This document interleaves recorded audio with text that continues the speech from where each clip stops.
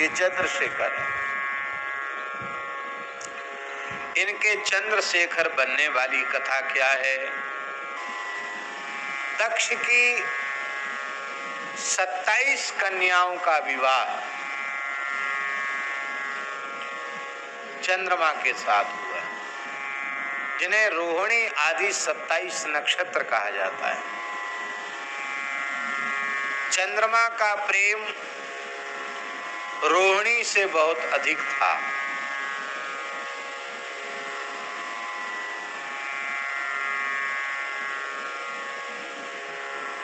छब्बीस बेचारी बड़ी दुखी रहती थी। वो 26 बार बार अपने पिता दक्ष के पास चली जाती। दक्ष कहते हमने तुम्हारा ब्याह कर दिया, पति के यहाँ रहो। कन्याओं को विवाह के बाद अपने पिता के यहाँ ज्यादा नहीं रहना चाहिए। कोई उत्सव हो, त्योहार हो, कोई बात हो तो आओ, उनके पास रहो। प्रेम रहे कहाँ से, वो तो हमारी तरफ देखते तक नहीं है। केवल हमारी बड़ी जो रोहिणी है उनसे ही प्रेम उनका है। कोई बात नहीं, पति में दोष दर्शन नहीं करना चाहिए, भगवत स्वरूप मानना चाहिए, जाओ चली जाओ। वे देते। कई बार ऐसा हुआ तो दक्ष को क्रोध आया।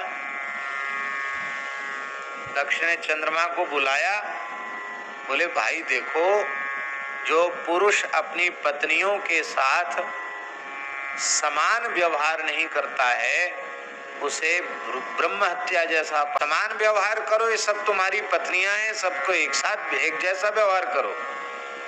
चंद्रमा हाथ जोड़कर कहते कि ससुर जी, जो आप कहोगे सो ही मानेंगे, और करते अपने मन का ही। इस बार दक्ष की 26 पुत्रियां लौट करके आ गईं और आकर के उन्होंने कहा, पिताजी, रोते हुए कहा, पिताजी अब हमें बाध्य नहीं करना वहां जाने के लिए।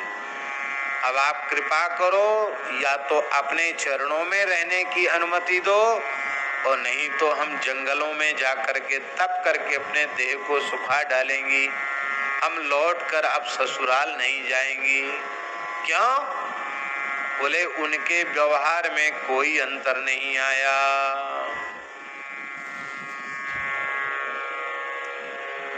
दक्ष बोले,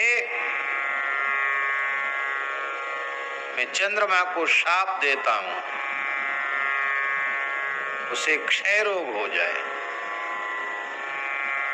क्षय रोग माने तपेदिक टीवी।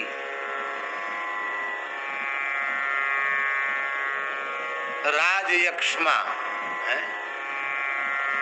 अब ऐसे होने लग गए। टीवी वाले देखे कैसे हो जाते हैं, एकदम ऐसे हो जाते। ससुर जी का शाप था। महाराज इतने क्षीण हो गए कि लगा कि अब मरे कि तब मरे। और चंद्रमा को ब्रह्मा जी ने ब्राह्मणों का राजा बनाया है। सोमोस्माकम ब्राह्मणाना गुराजा।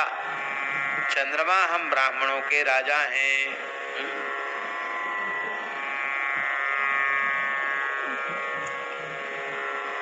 पूरा मंत्र नहीं उठ रहा, क्या है पूरा मंत्र? क्या है भाई?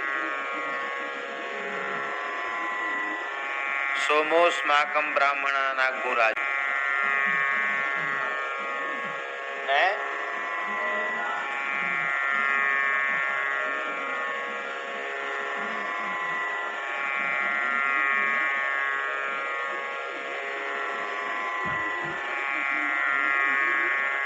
हाँ, ये पूरा मंत्र।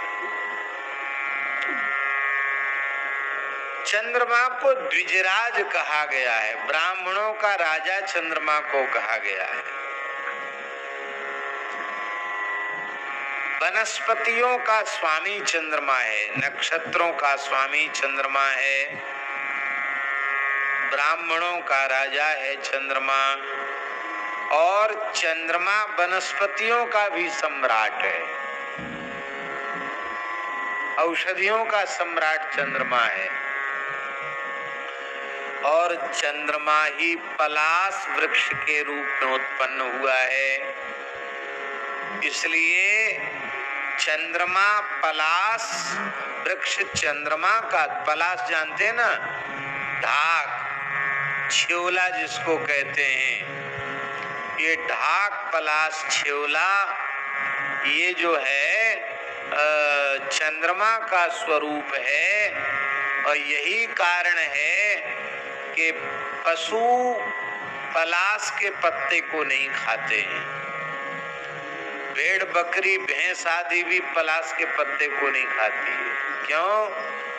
वो मानती है कि ये हमारे राजा हैं। आग धतूरा खा जाएगी, भेड़ बकरी सब खा जाती, पलाश नहीं खाती, छेवला नहीं खाती।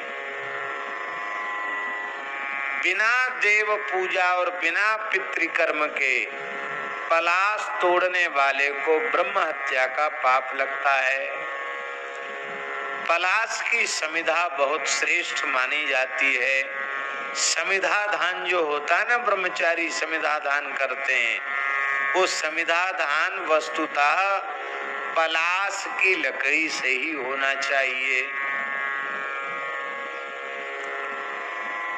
घी तिल जौ चावल की जरूरत नहीं है, खाली समिधा लेकर स्वाहा कर देने से समिधा दान हो जाता है। चंद्रमा संतुष्ट हो जाते, देवता संतुष्ट हो जाते हैं।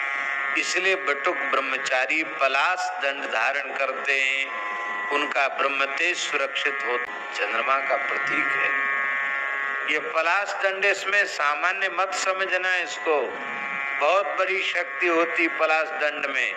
वैसे लकड़ी बड़ी कोमल होती है, पर महाराज आपने सुना है एक दिन कथा में, उत्तंक नाम के ब्रह्मचारी ने पलाश दंड से धरती को हिला दिया था। पूरी धरती, सात द्वीप सात समुद्र हिलने लग गए थे। छेद कर दिया धरती में, पाताल पहुंच गया, नागलोक पहुंच गया। उत्तंक नाम का ब्रह्मचारी, क्योंकि गुरु माता की दक्षिणा के लिए कुंडल लेने जा रहा था, कुंडल लेके आ रहा था, और नाग ने, अश्वतर नाम के नाग ने कुंडल हर लिए। तो महाभारत में कथा है कि क्रोध पूर्वक जब नाग बिल में घुस गया तो उस बिल को खोदने लग गया ब्रह्मचारी, तो उसके ब्रह्म तेज के कारण धरती हिलने लगी। और कहाँ ये ब्रह्म दंड है। और एक बात और है दीनबंधु उदासी, हमारे यहाँ शास्त्रों में मानव जन्म का फल प्रवृत्ति न होकर निवृत्ति माना गया है। निवृत्ति माने छूटने के लिए हमें भगवान ने मनुष्य बनाया है। तो ब्राह्मण के लिए शास्त्र में विशेष रूप से दो विधियां हैं। एक तो